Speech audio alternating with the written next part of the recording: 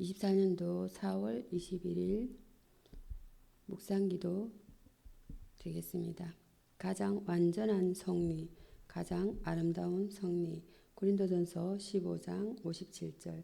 우리 주 예수 그리스도로 말미암아 우리에게 성리를 주시는 하나님께 감사하노니. 기도하십니다. 선하신 하나님 아버지, 어제 어두움을 뚫고 오늘 아침의 빛이 성리하였습니다. 아무리 작은 빛도 어두움에 지는 법이 없음을 매일 경험하며 살게 하심을 감사합니다. 오늘도 이 세상의 어두움을 뚫고 이 땅에 오셔서 우리를 구원하신 주님의 능력을 믿습니다. 그 능력으로 우리를 살리셨듯이 오늘도 나의 하루의 삶이 주님을 닮아 성리하는 삶이 되게 하소서. 싸움 없이 성리가 존재할 수 없는 것처럼 오늘 하루를 살면서 악한 것과 싸우게 하시고 올바른 것을 선택하게 하소서. 가장 완전한 성리, 가장 아름다운 성리는 내가 스스로 빛이 될 때에 자연스럽게 오는 것이니 오늘도 나를 빛으로 부르신 주님 앞에 아버지의 자녀로 온전히 서게 하소서. 오늘도 주님으로 인해 소망을 버리지 않고 다시 일었습니다. 언제나 영광스러운 자리보다 비천한 자리를 택하셨던 주님께서 내 삶을 가장 어려운 자리를 그냥 지나치지 않으실 것을 믿습니다. 이 땅의 비천한 자리에 함께 하시고 가장 어두운 자리에 임하셔서 그곳에 주님의 빛이 임하게 하소서. 나의 주 나의 참빛 되시는 예수 그리스도의 이름으로 기도합니다. 아멘. 오늘의 성경 본문 말씀은 사도행전입니다. 사도행전 4장입니다. 사도행전 4장 5절에서 4장 5절에서 12절 말씀까지 5절에서 12절까지 교독하십니다. 5절입니다. 이튿날에 간원과 장로와 서기관들이 예루살렘에 모였는데 대제사장 안나스와 가야바와 요한과 알렉산더와 및 대제사장의 문중이 다 참여하여 사도들을 가운데 세우고 묻되 너희가 무슨 권세와 네 이름으로 이 일을 행하였느냐. 이에 베드로가 성령이 충만하여 이르되 백성의 관리들과 장로들아 만일 병인에게 행한 착한 일에 대하여 이 사람이 어떻게 구원을 얻었느냐고 오늘 우리에게 질문하면 너희와 모든 이스라엘 백성들은 알라.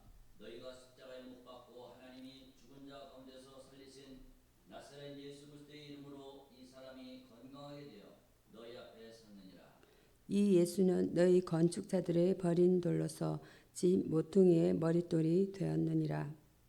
예수는 구원을 얻을 수 없나니 저나 인간의 구원을 얻을 만한 다른 이름을 우리에게 주신 일이 없음이라 하였더라.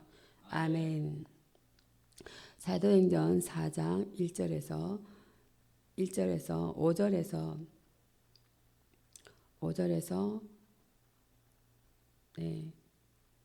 사도행전 4장입니다.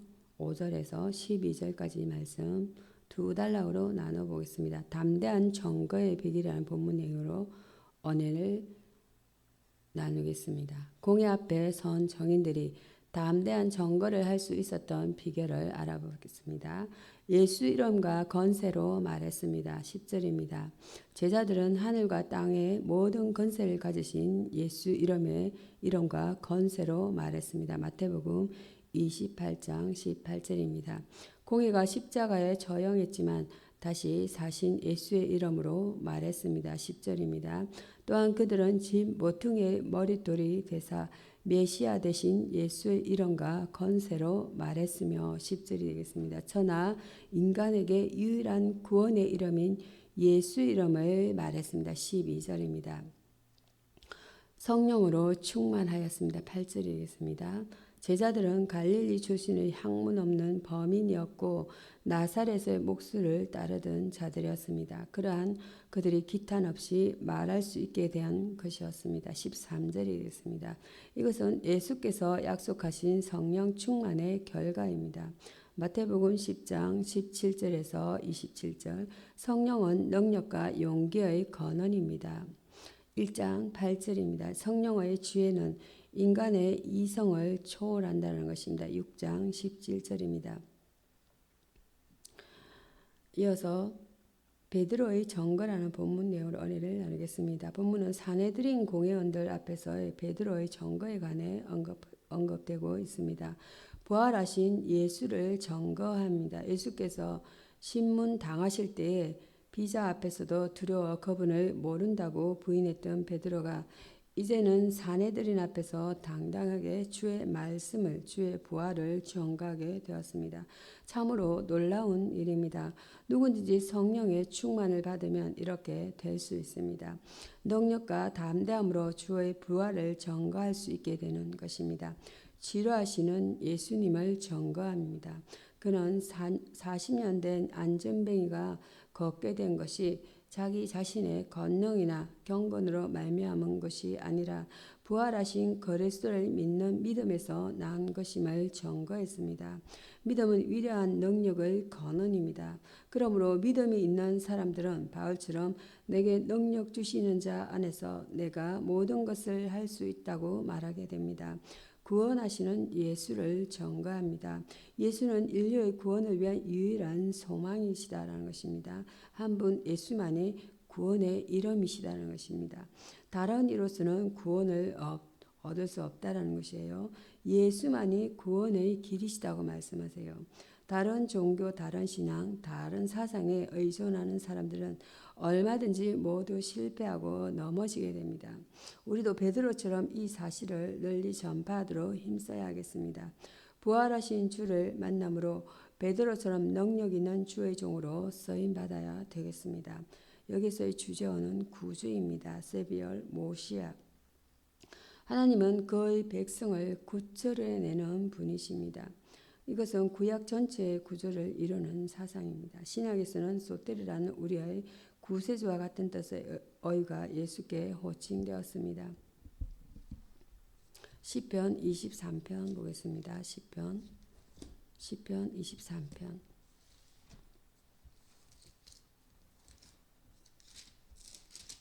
시편 23편은 1절에서 6절까지 합독하십니다.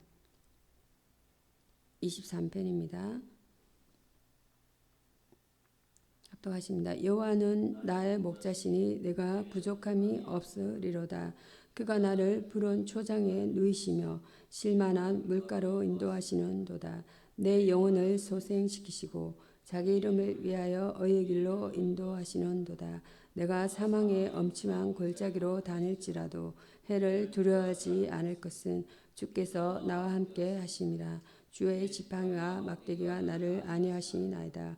주께서 내 원수의 목전에서 내게 상을 베푸시고 기름으로 내 머리에 바르셨나니 내 잔이 넘치나이다.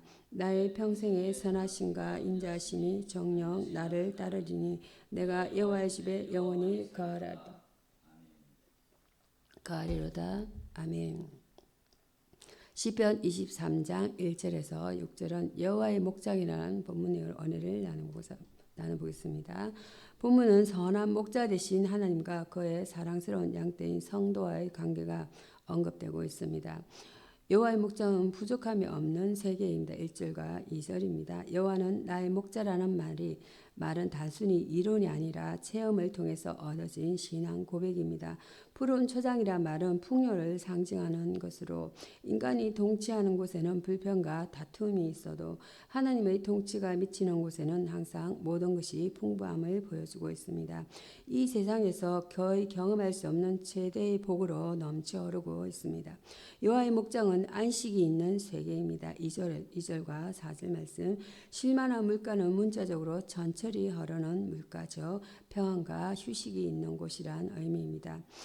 인간은 하나님으로부터 단절될 때 그 영혼은 공고함에 처하게 되어 영적인 무거운 압박으로 결국에는 하나님께 대한 영혼의 무감각한 상태에 빠지게 됩니다. 그러나 주님은 공고함에 처한 영혼들을 생명수 푸른 강가로 인도하십니다. 여호와의 목장은 평화가 있는 곳입니다. 4절입니다. 지팡이는 길을 잃은 양떼를 인도하는 데 쓰이는 것을 지칭하며 막대기는 맹수들의 공격을 저지하는 데 사용한 일종의 호신구로 분류하는 것이 일반적입니다. 사망의 엄침한 골짜기 같은 세상에서 하나님의 의지하고 따르는 자들에게 하나님께서 보호자가 인도자가 되어 주시기 때문에 두려움이 없고 생활 중에서 평화를 누리게 됩니다. 여호와의 목적은 부족함이 없으며 안식과 평화가 충만한 곳임을 알아야 합니다. 여기에서의 주제는 충만입니다. 소바와 폴레루마. 하나님께서 그 영으로 그 자녀들의 마음을 풍성케 하는 것을 말합니다. 또한 애정하신 일을 성취하여 결국에 이르게 하는 것을 뜻하게 합니다. 이어서 요한일서 보겠습니다. 요한일서 3장입니다. 요한일서 3장 16절에서 24절까지 교독하시겠습니다. 그가 우리를 위하여 목숨을 버리셨으니 우리가 이로써 사랑을 알고 우리도 형제들을 위하여 목숨을 버리는 것이 마땅하니라. 누가 이 세상의 재물을 가지고 형제의 궁핍함을 보고도 도와줄 마음을 닫으면 하나님의 사랑이 어찌 그 속에 거하겠느냐. 자녀들아 우리가 말과 혀로만 사랑하지 말고 오직 행함과 진실함으로 하자. 이로써 우리가 진리에 속한 줄을 알고 또 우리 마음을 주 앞에서 굳세게 하리니 우리 마음이 혹 우리를 책망할 일이 있거든 하물며 우리 마음보다 크시고 모든 것을 아시는 하나님일까 보냐. 사랑하는 자들아 만일 우리 마음이 우리를 책망할 것이 없으면 하나님 앞에서 담대함을 얻고 무엇이든지 구하는 바를 그에게 받나니 이는 우리가 그의 계명들을 지키고 그 앞에서 기뻐하시는 것을 행함이라. 그의 계명은 이것이니 곧 그의 아들 예수 그리스도의 이름을 믿고 그가 우리에게 주신 계명대로 서로 사랑할 것입니다. 압독하십니다. 그의 계명들을 지키는 자는 주 안에 거하고 주는 저 안에 거하시나니 우리에게 주신 성령으로 말미암아 그가 우리 안에 거하시는 줄을 우리가 아느니라. 아멘. 요한일서 3장 16절에서 24절 말씀. 형제를 사랑하자는 형제 사랑의 실천 내용이 되겠습니다. 계명을 지킬 것을 강조한 요한은 이제 그 방법을 구체적으로 제시하고 있습니다. 그리스도를 본받아서 그리스도께서 우리를 위하여 죽으시니 형제를 사랑하는 하나의 방법이라고 요한은 가르치고 있습니다. 아마도 요한은 예수를 형제로 이해한 것 같습니다.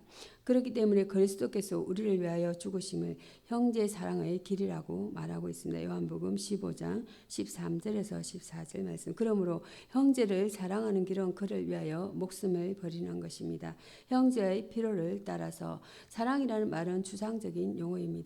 공동체 안에서 진실로 수없이 사랑한다고 말은 할 수 있습니다. 그러나 여기에 행함이 빠져 있다면 사랑은 온전히 이행하지 못하는 것입니다. 요한은 구체적으로 형제의 필요에 따라서 돕는 것이 사랑이라고 가르치고 있습니다. 형제의 궁핍함을 보고 도와주는 것이 형제를 바로 사랑하는 것입니다. 구체적 행동으로 사랑은 마음속에서만 머물러 있어서는 안 됩니다. 사랑은 행동으로 나타나야 합니다. 사랑은 말과 혀로만 하는 것이 아니라 구체적으로 실천해야 하는 것입니다. 형제의 아픔을 같이 나누고 형제의 어려운 짐을 함께 지고 자기 목숨을 내놓고서라도 형제를 보호하고 필요를 채워주는 사랑이 진정한 사랑입니다. 우리도 행함으로써 사랑과 진실과 믿음을 나타내 보여야만 할 것입니다. 여기서의 주제는 형제입니다. 레터리티 형제 간의 우애를 지켜 서로 사랑하는 정다운 친구의 정의입니다. 예수 믿는 사람은 주 안에서 다 형제 자매가 되었기 때문에 형제로서 서로 사랑하고 보살펴 주어야 합니다. 이어서 23절에서 요한은 두 가지 계명을 말하고 있어요. 계명을 지킴이라는 본문의 은혜를 나누겠습니다. 그러면 그리스도의 계명을 지키면 어떤 복을 받게 됩니까? 하나님 앞에서 담대함입니다. 하나님의 말씀을 거역한 인간은 두려움에 빠집니다. 그러나 두 계명을 지킨 사람은 하나님 앞에서 담대할 수 있다고 하였습니다. 인간은 하나님 앞에서 아무도 담대할 수 없습니다. 그러나 계명을 잘 지킨 자는 하나님 앞에서 기쁨으로 설 수가 있습니다. 그런 하나님의 심판이 두려워서 숨을 필요가 없는 사람입니다. 기도를 응답해 주심입니다. 시편 기자는 그 마음에 죄악이 없기 때문에 하나님께서 기도를 응답해 주시겠다고 고백하고 있습니다. 시편 66장 18절에서 19절 말씀. 요한도 계명을 잘 지킬 때 하나님께서 기도를 응답해 주신다고 가르쳐 주고 있습니다. 무엇이든지 구하는 바를 그는 받나니라는 구절은 예수님의 가르침과 비슷합니다. 마태복음 7장 7절에서 8절 말씀. 주와 하나됨입니다. 요한은 주의 계명을 지키는 자는 주 안에 거하고 주께서도 그 안에 거하신다고 했습니다. 더 나아가 그 사실을 성령으로 말미암아 안다고 했습니다. 이것은 성도와 주님의 완전한 하나됨입니다. 주님과 함께 거하고 함께 생각하고 함께 행하는 관계될 때 날마다 기쁘고 즐겁고 행복하게 되는 것입니다. 주와 하나됨을 힘써야 하겠습니다. 우리는 예수 그리스도의 계명을 지키고 무엇이든지 기도함으로써 응답받는 자가 되어야 합니다. 여기서의 주제어는 계명입니다. 미치와 하나님의 명령, 특히 율법, 십계명, 도덕상에 마땅히 지켜야 할 생활의 조건을 말합니다. 계명은 사람들을 그리스도에게 이끌어가는 몽학 선생입니다. 기도하심으로 말씀을 마치고자 합니다. 하늘에 계신 주여, 기도하시겠습니다. 나를 대적하는 자들을 참으로 많아도 주님께서는 나에게 덤벼드는 자들에게서 내 생명 안전하게 지켜주실 것입니다. 시편 55편 18절 말씀. 하늘에 계신 우리 아버지, 자녀된 우리가 주 앞에 나아갑니다. 날마다 우리를 피로를 돌보셔서 우리가 더 이상 삶의 혼란 속에 갇히지 않고 평화를 누리게 하소서. 아버지가 자녀를 돌보듯 주께서 우리를 돌보시니 어떤 괴로움 속에서도 우리는 흔들리지 않고 앞으로 나아갑니다. 우리가 가는 이 길 끝에 영원하신 하늘 아버지가 계심을 믿기 때문입니다. 우리가 방황하지 않게 하시고 더 이상 더덥고 부질없는 것들의 인생을 허비하지 않게 하소서. 주의 빛을 보고 힘을 얻어 영원한 진리와 하나님 나라를 위에 살게 하소서. 예수님 이름으로 기도드립니다. 아멘. 주기도를 말씀을 마치고자 합니다. 하늘에 계신 우리 아버지여, 이름이 거룩히 여김을 받으시오며 나라에 임하옵시며 뜻이 하늘에서 이룬 것 같이 땅에서도 이루어지이다. 오늘날 우리에게 일용할 양식을 주옵시고 우리가 우리에게 죄 지은 자를 사하여 준 것 같이 우리 죄를 사하여 주옵시며 우리를 시험에 들게 하지 마옵시며 다만 악에서 구하옵소서. 나라와 권세와 영광이 아버지께 영원히 있사옵나이다. 아멘.